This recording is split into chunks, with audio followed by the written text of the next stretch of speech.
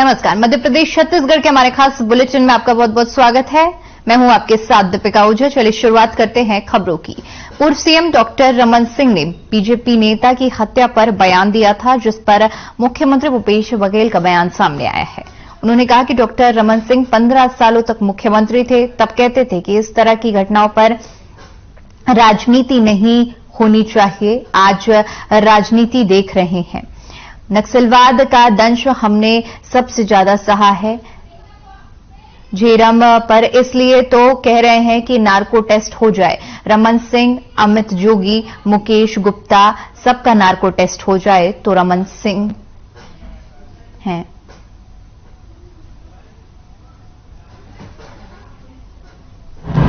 सामने आना चाहिए। कांग्रेस के उल बयानों से ही कांग्रेस की ये स्थिति हुई है जो देश में है, और कांग्रेस ऐसे उल बयानों से अपने लिए राजनीतिक संभावना मत खोले। मात्र 36,000 मतों के अंतर से कांग्रेस वहां सत्ता में आई है, मात्र 36,000 मतों से। तो वो भ्रम निकाल दे कि क्या फर्क पड़ेगा या क्या नहीं फर्क पड़ेगा उसको, बल्कि वो 24-25 को 26 को प्रस्तावित अधिवेशन है, उसमें सब लूटे पीटे नेता आ रहे हैं जिनका अपने राज्यों में कोई जनाधार नहीं। ये 15 साल रहे और जब भी इस प्रकार की घटना होती तो इसमें वो कहते थे कि इसमें राजनीति नहीं होनी चाहिए, और आज जैसे ही ऊपर से आया वो उसमें राजनीति देखने लगी है। और नक्सली दंश यदि सबसे ज्यादा यदि किसी ने झेला किसी पार्टी ने तो कांग्रेस पार्टी ने झेला है, और रमन सिंह जी के शासन में सभी हुआ है जब हमारे जीवन में सारे प्रथम पंक्ति के नेता शहीद हो गए। और इसीलिए हम कहते हैं वो राजनीतिक आपराधिक षड्यंत्र था, और इसलिए जांच दे दें। और उस दिन भी हम लोगों ने कहा था कि नार्को टेस्ट पे आ रहे रमन। तो आपको बता दें कि बीजेपी नेता की हत्या को लेकर अब राजनीति गर्मा गई है, जहां पर पूर्व सीएम डॉक्टर रमन सिंह का बयान बीते दिनों सामने आया था। उस पर अब सीएम भूपेश बघेल का भी बयान सामने आया है, जिसमें उन्होंने कहा है कि पहले जब डॉक्टर रमन सिंह सीएम थे तब कहते थे कि इस तरह के मुद्दों पर राजनीति नहीं होनी चाहिए, लेकिन अब इस मुद्दे पर राजनीति हो रही है।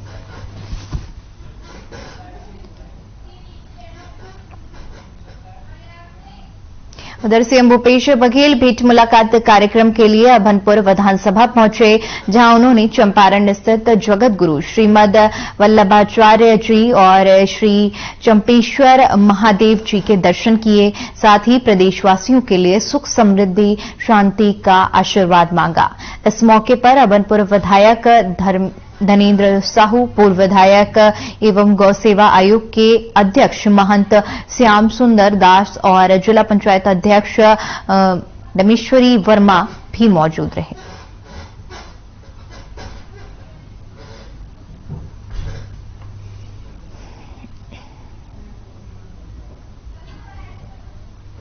तो सीएम भूपेश बघेल भेंट मुलाकात कार्यक्रम के लिए अभनपुर विधानसभा पहुंचे, जहां पर उन्होंने चंपारण में पूजा अर्चना की और इस दौरान प्रदेशवासियों के लिए उनके मंगल सुख समृद्धि की कामना भी की।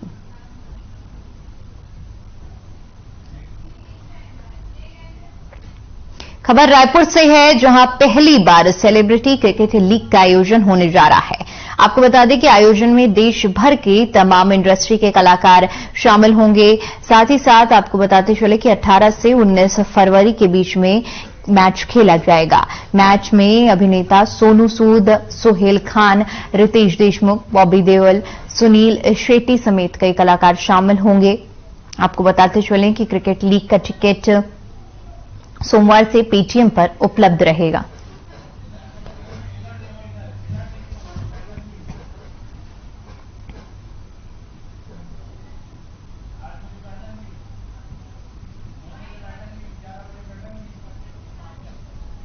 टोटल 8 टीमें हैं और पहला मैच 18 तारीख को है। 18 तारीख को 2 मैच खेला जाएगा और दूसरा मैच 19 तारीख को है। 19 तारीख को भी 2 मैच खेला जाएगा। ये 2020 की तरह है और ये सितारों का जमावड़ा रायपुर में 17 तारीख से होना शुरू हो जाएगा।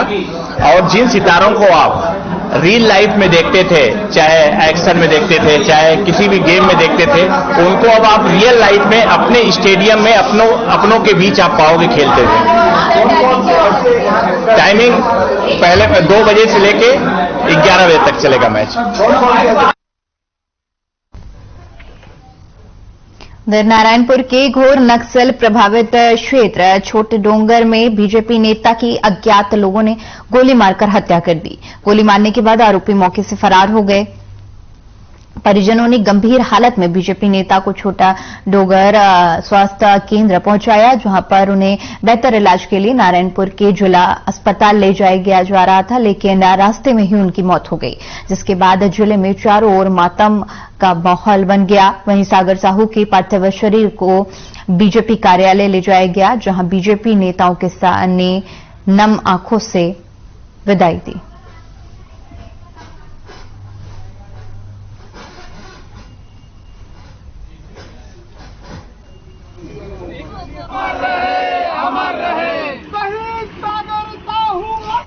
रायपुर में सहायक शिक्षकों का हल्ला बोल देखने को मिल रहा है। आपको बता दें कि नवा रायपुर के तूता में हजारों शिक्षक एक साथ जुट गए हैं। विधानसभा का घेराव किया जा रहा है। आपको बताते चले कि वेतन विसंगति दूर करने की मांग को लेकर यह धरना प्रदर्शन किया जा रहा है। तो बड़ी जानकारी आपके साथ साझा कर रहे हैं, जहां पर कर्मचारियों का कहना है कि मांगे को लेकर सिर्फ आश्वासन मिल रहा है और इसी से परेशान होकर नवा रायपुर के तूता में आपको बता दें कि शिक्षकों ने विधानसभा का घेराव किया है। वेतन विसंगति दूर करने की मांग को लेकर यह घेराव किया जा रहा है। तो सहायक शिक्षकों का हल्ला बोल देखने को मिल रहा है, जहां पर नवा रायपुर के तूता में विधानसभा का शिक्षकों ने घेराव किया है।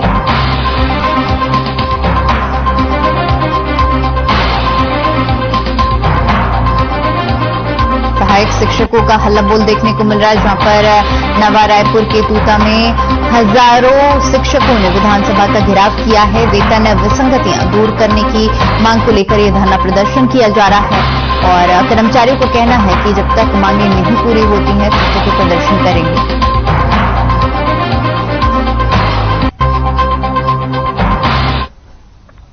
तस्वीरें हम आपको दिखा रहे हैं, जहां पर सहायक शिक्षक हजारों की तादाद में विधानसभा का घेराव कर रहे हैं। वेतन विसंगतियों को लेकर ये प्रदर्शन किया जा रहा है।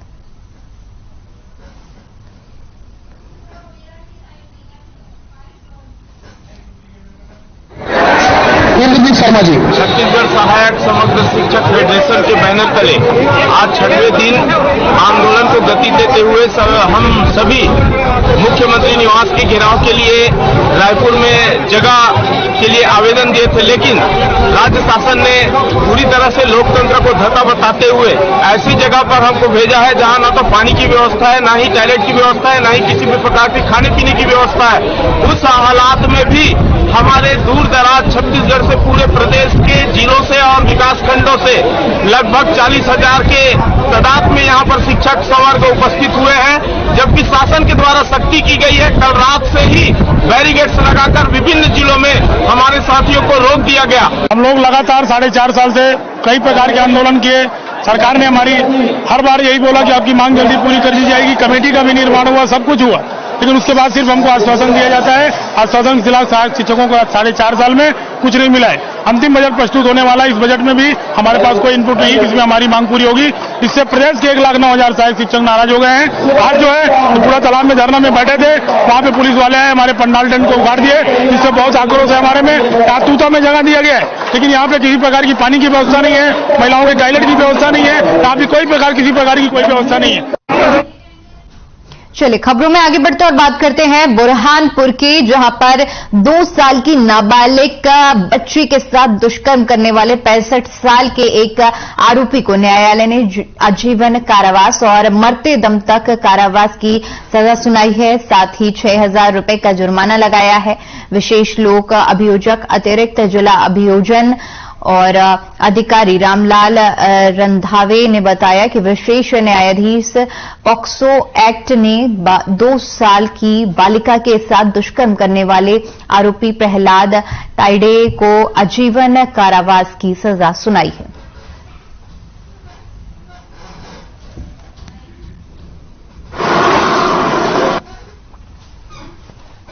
इसमें एक 2 साल की छोटी बच्ची थी जो अपना उसका भाई जब बाहर खेलने के लिए गया साइकिल चलाने तो उसके साथ वो भी पीछे पीछे निकल गई।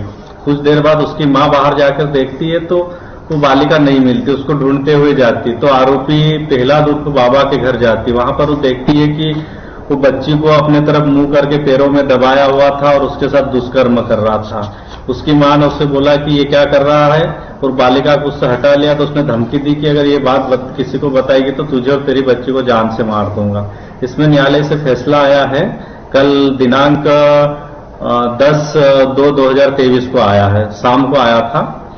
इसमें न्यायालय ने पॉक्सो एक्ट की धारा में आजीवन कारावास शेष जीवन के लिए और 5,000 रुपये अर्थदंड से दंडित किया है और 377 भारतीय दंड संहिता में आजीवन कारावास और 1,000 रुपये के दंड से दंडित किया है। ये फैसला विशेष न्यायालय पॉक्सो एक्ट का है। बुरहानपुर जिले में पुण्य सलीला ताप्ती नदी के किनारे 12 से 19 फरवरी को रुद्राक्ष महोत्सव के रूप में मनाया जाएगा। इन 7 दिनों में विद्वान ब्राह्मण नेपाल से आए 3.25 लाख रुद्राक्षों का जलाभिषेक करेंगे और मंत्र जाप कर रुद्राक्ष अभिमंत्रित किए जाएंगे, जिसके बाद 19 फरवरी को रुद्राक्ष महोत्सव के रूप में रुद्राक्ष वितरण का कार्यक्रम होगा। साथ ही युवा गणपति मंदिर से ताप्ती नदी के राजघाट तक भोले की बारात निकाली जाएगी। कार्यक्रम में बड़ी तादाद में श्रद्धालुओं को आमंत्रित किया गया है।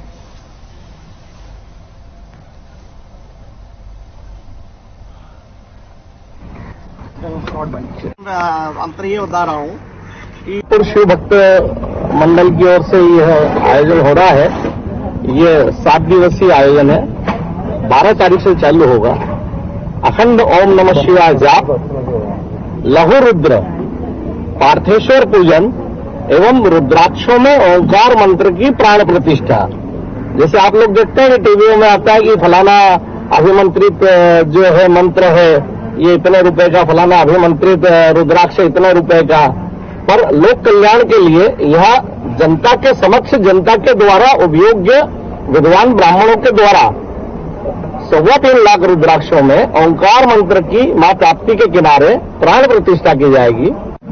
भोले की बारात निकालने का कार्यक्रम अमित बारोड़ी जी द्वारा किया जाता है, इनकी टीम द्वारा किया जाता है और बहुत ही भव्य आयोजन वो होता है महाशिवरात्रि के दिन।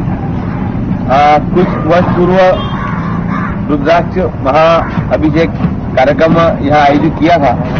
आज ये दूसरी बार ये कार्यक्रम आयोजित हो रहा है और जैसा अमित जी ने बताया कि नेपाल से जहाँ अच्छे रुद्राक्ष नेपाल में होते हैं वहां से 3.25 लाख रुद्राक्ष यहाँ बुलाए हैं। अंतर ये बता बुरहानपुर में पंडित प्रदीप मिश्रा की अश्वत्थामा श्री विष्णु शिव महापुराण कथा आयोजित हुई। इस दौरान अपनी सेवाएं देने वाले सेवादारियों का कथा संयोजक अर्चना चिटनिस, समिति अध्यक्ष माधव बिहारी अग्रवाल और पदाधिकारियों ने पुष्प वर्षा कर स्वागत अभिनंदन किया और उनको साधुवाद दिया। इस दौरान संत समाज समेत अलग अलग समाजों और संस्थाओं के पदाधिकारी ने श्री शिव महापुराण कथा आयोजित किए जाने पर चिटनिस का आभार व्यक्त किया है।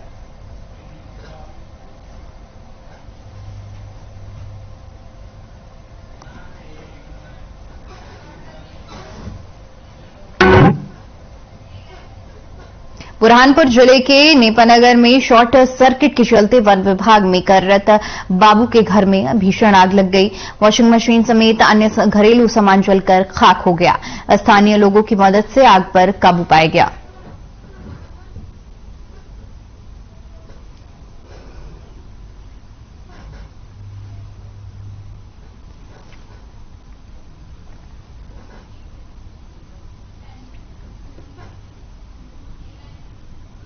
उधर बुरहानपुर के ग्राम बादखेड़ा में और हथनूर में विकास यात्रा निकाली गई। यात्रा पूर्व मंत्री अर्चना चिटनीस ने निकाली। इस दौरान उन्होंने जनसंवाद भी किया। इस अवसर पर शासन की जन कल्याणकारी योजनाओं के तहत हितग्राहियों को हित लाभ वितरित किए गए। इस दौरान चिटनीस ने कहा कि प्रधानमंत्री नरेंद्र मोदी के नेतृत्व में केंद्र सरकार और मुख्यमंत्री शिवराज सिंह चौहान के नेतृत्व में प्रदेश सरकार सभी वर्गों के कल्याण के लिए लगातार काम कर रही है। पानी नहीं लेंगे और अन्य लोगों को मुख्यमंत्री जी ने ये विकास यात्रा कब से चालू करी? 5 फरवरी के दिन क्या था? सर रविदास जी की जयंती। अब अगर वैसे वो मुख्यमंत्री सबके और भारतीय जनता पार्टी के कार्यकर्ता होने के नाते से उनका संस्कार, हमारी पार्टी का, अपनी पार्टी का जो परंपरा है, जो कार्य पद्धति है, उसमें मुझे बोलने में संकोच नहीं है। अंग्रेजों ने देश को जातियों में बांटा। पीछे जिनका हाथ जुड़ा हुआ है एक आगे को शपथ।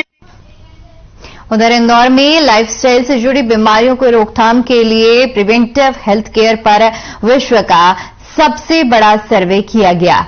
इस सर्वे के नतीजे चौंकाने वाले हैं। इसमें एक चौंकाने वाली बात सामने आई है, जिसमें इस सर्वे में 48% लोग किसी न किसी बीमारी से ग्रसित हैं। दरअसल इंदौर शहर को स्वच्छता में नंबर 1 कहा जाता है। अब स्वच्छता शहर को स्वस्थ शहर बनाने के लिए एक सर्वे किया गया।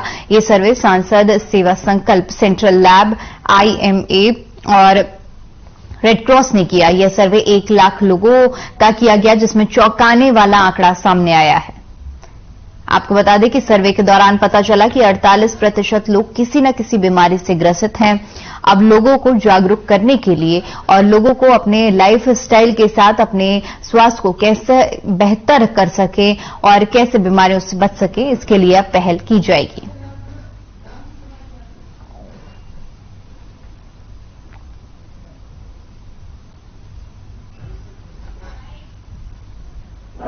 रैंडम पॉपुलेशन का सर्वे हुआ है।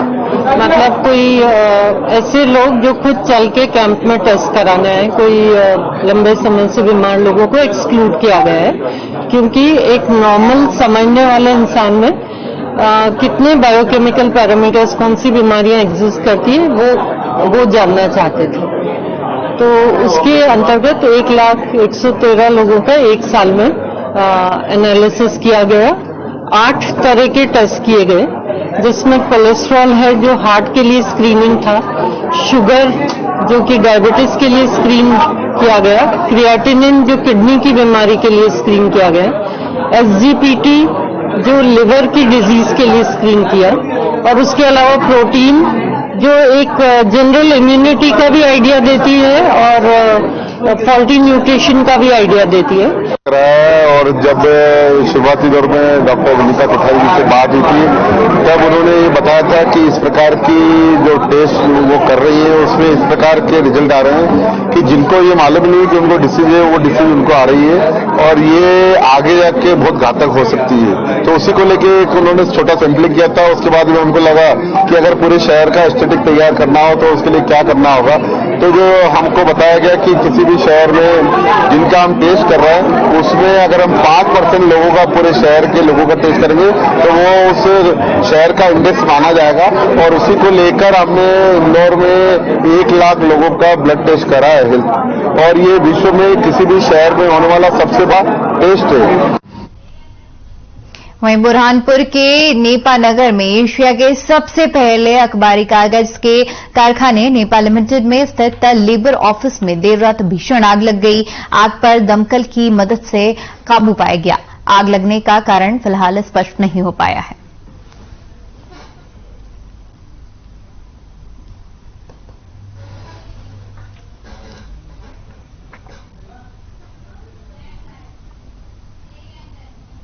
रुक करते हैं अगली खबर का। आपको बता दें कि तुर्की और सीरिया में भूकंप भयंकर तबाही मचा रहा है। भूकंप के चलते जिंदगियां लोगों का साथ छोड़ रही हैं। वहीं भारत के एक नौजवान वहां के पीड़ित लोगों के लिए मसीहा बनकर खड़ा है। आपको बता दें कि बुरहानपुर की न्यू इंदिरा कॉलोनी में रहने वाला दीपेंद्र गराई तुर्की में होटल कारोबारी है। उन्होंने वहां अपने चारों रेस्टोरेंट वहां के भूकंप पीड़ितों के लिए निःशुल्क खोल दिए हैं और दिन रात दीपेंद्र और उसका स्टाफ लोगों की सेवा कर रहा है। लोगों को खाने से लेकर रहने तक की इस कड़कड़ाती ठंड में बिस्तर तक की व्यवस्था कर रहा है। दीपेंद्र की सेवा पूरे देश में मिसाल पैदा कर रही है। तुर्की के लोगों की मदद करने पर पूरा भरोसा देश दीपेंद्र की प्रशंसा कर रहा है।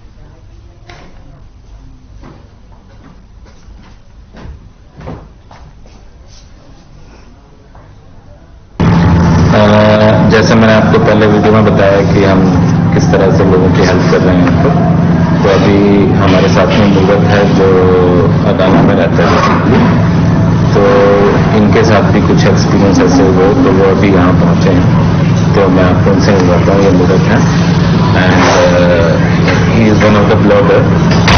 और जिस दिन अर्थक्वेक हुआ उस दिन ये लोग घर में ही थे। They are living on 19th floor. हाँ, वो जब मैंने सुना और उसने हमको बताया कि ऐसा ऐसा हो गया है, तो उसके भाई ने उसको वो किया कि तुम वहां पे जितनी भी मदद कर सको करते रहो।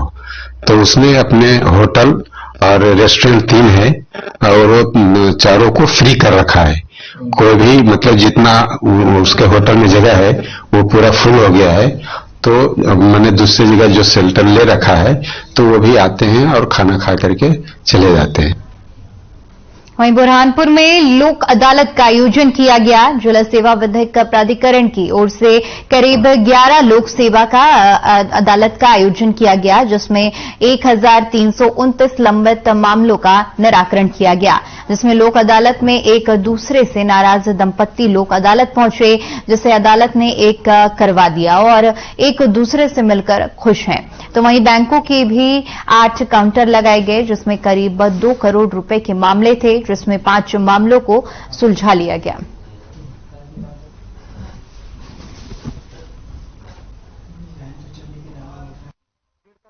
हमारे क्षेत्र की यहाँ पर 8 शाखाएं हैं, जिनके करीब 150 खाता में 2 करोड़ रुपए के प्रकरण हमारे यहाँ अभी आना शुरू हुआ है लोगों का। तो क्या लगता है सर आपको? अच्छे रिजल्ट मिलेंगे। हमारे यहाँ दोनों पति पत्नी आए हुए हैं और 2 बच्चे भी हैं साथ में, उनकी एक बेटा एक बेटी। तो जो पत्नी है वो अपने 1.5 साल से करीब अलग रह रही थी, मायके में रह रही थी अपने पति से दूर, लेकिन उनको समझाइश देगी और वो दोनों समझ गए और अब साथ रह रहे हैं दोनों। हम दोनों के उज्जवल भविष्य की कामना करते हैं और ये अपेक्षा करते हैं कि दोनों बहुत अच्छे से खुशहाल जीवन व्यतीत करेंगे और दोनों बच्चों का ध्यान रखेंगे। राष्ट्रीय विधिक सेवा प्राधिकरण नई दिल्ली एवं राज्य विधिक सेवा प्राधिकरण जबलपुर के निर्देशानुसार इस वर्ष की आज दिनांक 11 फरवरी 2023 को प्रथम राष्ट्रीय लोक अदालत का आयोजन किया जा रहा है। इस लोक अदालत में सिविल प्रकरण, आपराधिक राजीनामा योग्य प्रकरण, चेक बाउंस के प्रकरण, मोटर एक्सीडेंट के क्लेम प्रकरण, विद्युत अधिनियम के प्रकरण, श्रम न्यायालय के प्रकरण, ऐसे कई लिटिगेशंस एवं प्री लिटिगेशन के केसेस सुनवाई हेतु रखे जाएंगे।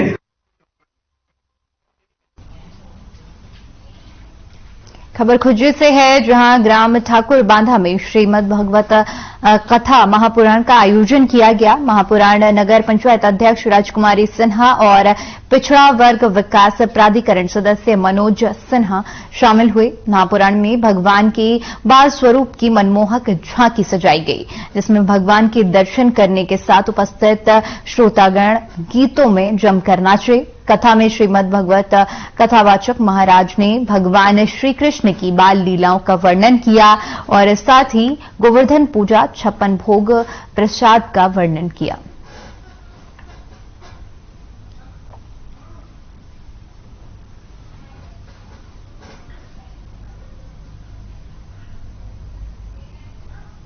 चलिए, फिलहाल के लिए इस बुलेटिन में इतना ही। देश और दुनिया की तमाम बड़ी खबरों के लिए बने रहिए हमारे साथ। नमस्कार।